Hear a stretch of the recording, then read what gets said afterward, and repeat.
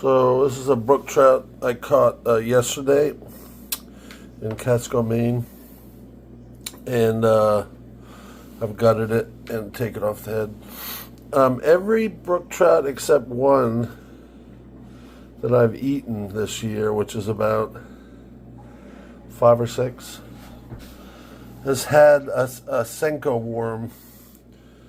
You know, these bass rubber worms in their stomach.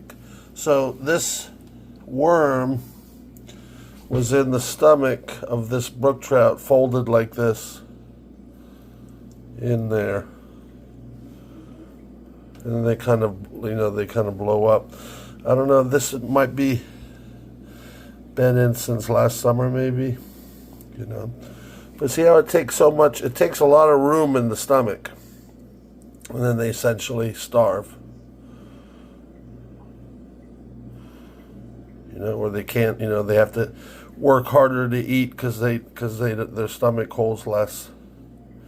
It's kind of sad. They can't cough these things out.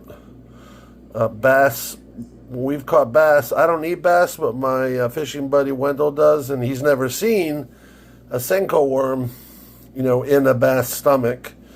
You'd think if bass fishermen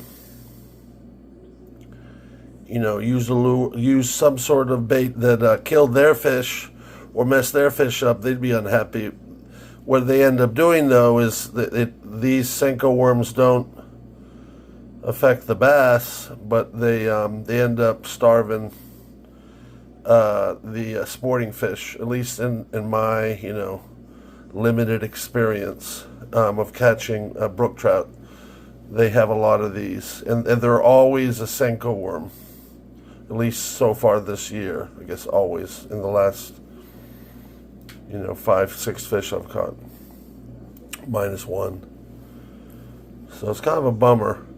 I mean, you can catch fish with other things without having to, or you're using a lure to catch your favorite fish. But is it fair that lure then messes up other people's fish, or mistreats a fish while they're alive because they can't, they can't eat and digest properly?